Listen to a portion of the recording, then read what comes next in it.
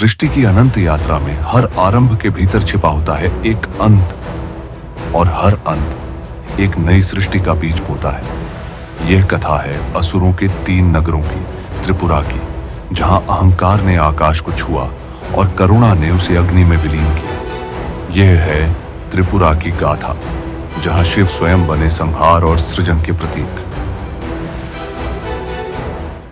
जब न राजाओं के नाम थे, न तारों की गति स्थिर हुई थी, न सृष्टि ने सृजन की श्वास ली थी, तभी उठी 3 चिंगारियां। वे थे अग्नि, महत्वाकांक्षा और प्रतिशोध से जन्मे अस्तित्व। वे थे महाबली तारकासुर के पुत्र तारकाक्ष, विद्युन्माली और कमलाक्ष।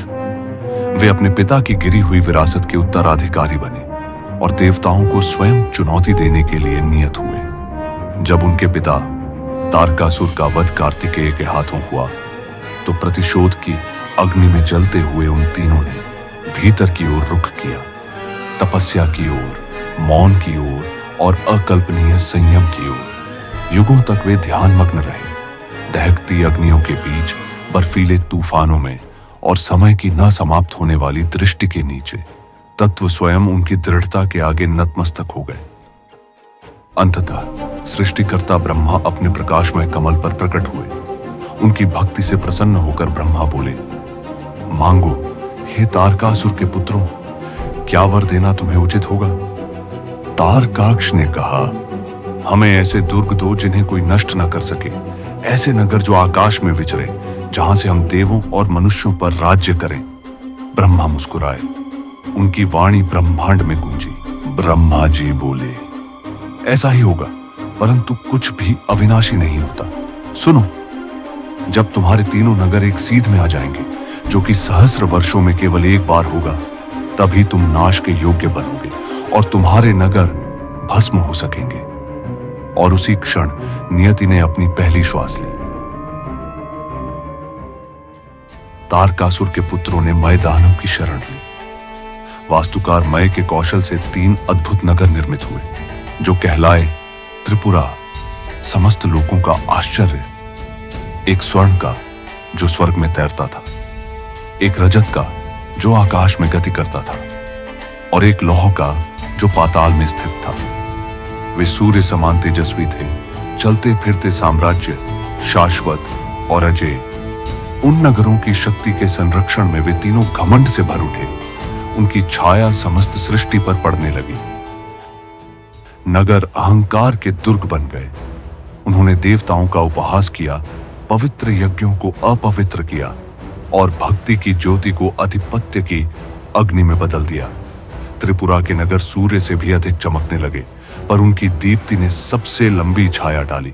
भयभीत और असहाय देवता कैलाश पर्वत की ओर भागे।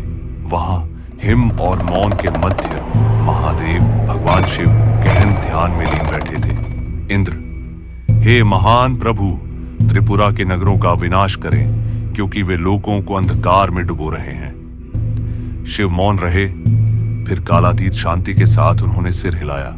ब्रह्मांड युद्ध के लिए तैयार हुआ। महादेव की सहायता के लिए देवताओं ने सृष्टि के तत्वों से एक रथ रचा। ब्रह्मा उसके सारथी बने, विष्णु बने उसका बाण, सूर्य और चंद्र उसके चक्र, पृथ्वी उसका शरीर और वेद उसके अश्व। प्रत्येक देवता ने अपना अंश समर्पित किया, क्योंकि यह केवल युद्ध नहीं था, यह ब्रह्मांडीय संतुलन का यज्ञ था। क्षण आ पहुंचा, तारे एक सीध में आ गए।